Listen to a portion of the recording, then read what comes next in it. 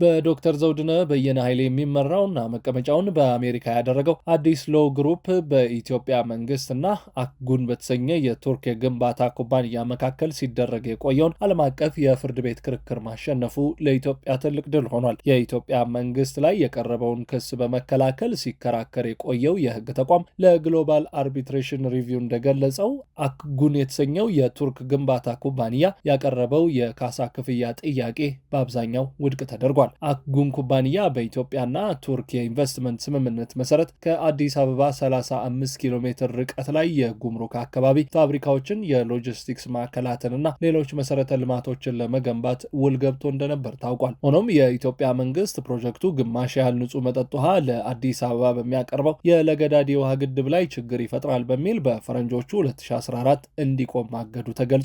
በዚህ የተከፋው የቱርኩ ኩባንያ በፈረንጆቹ 2019 ጉዳዩን ወደ ዓለም አቀፍ የግልግል ዳኝነት ፍርድ ቤት ወስዶ ሲከራከር ቆይቷል።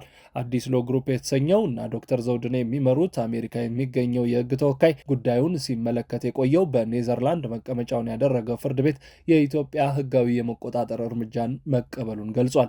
በአንጻሩ የኩባንያውን የንብረት መውሰድ ጥያቄ ብሎም የኢትዮጵያ እርምጃ መድሎና የዘፈቀደ ነው በሚል ያቀረበውን ክስ ውድቅ እንዳደረገበትም ድርጅቱ አስታውቋል። የህግ ተወካዩ የካቲት 27 ቀን 2018 ዓመተ ምህረት በሲንጋፖሩ የመሃል ዳኛ የተመራው ችሎት የኩባንያውን የካሳ ጥያቄ 99 በመቶ ውድቅ አድርጎታል ብሏል። ፍርድ ቤቱ የኩባንያውን የጠፉ ወጪዎች፣ የተወሰኑ የፍርድ ቤት ወጪዎችና ወለድ እንዲያገኝ ውሳኔ ያሳልፏልም ነው የተባለው። አክጉኝ የተሰኘውን ኩባንያ ክስ ይዘው በፍርድ ቤት ሲሟገቱ የቆዩ የቱርክና የአሜሪካ የህግ ኩባንያዎች ግን አዲስ ሎ ግሩፕ ፍርድ ቤቱ የደንበኛቸውን ክስ 99 በመቶ ውድቅ አድርጓል ማለቱ የተጋነነ ነው ብለውታል።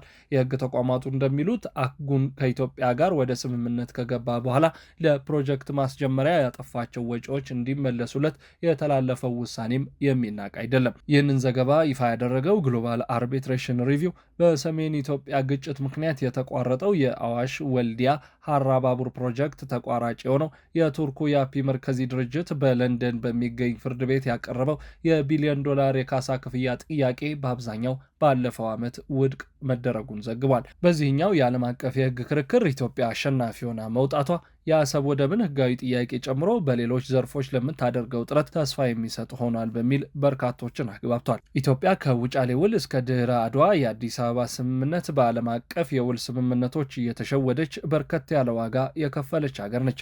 እንደ አክሊሉ ሀብተወልድ ያሉ ልጆቿ ደግሞ በዓለም አቀፍ የፖለቲካና የህግ ክርክር መድረኮች ጠንክረው በመሟገት እንደ ኤርትራ፣ ኦጋዴንና ጋምቤላ ያሉትን ግዛቶቿን ማስመለስ ችለው ነበር። በአንጻሩ ከ1990ው የኢትዮ ኤርትራ ጦርነት በኋላ የጦርነቱ የቅርብ ጊዜ ምክንያት ወይም ኢሚዲየት ኮዝ ተብላ የምትታወቀው ባድመን ለኤርትራ አሳልፎ የሚሰጥ ውል የተፈራረሙ ኢህአዴጎች ዛሬም ድረስ ይተቻሉ።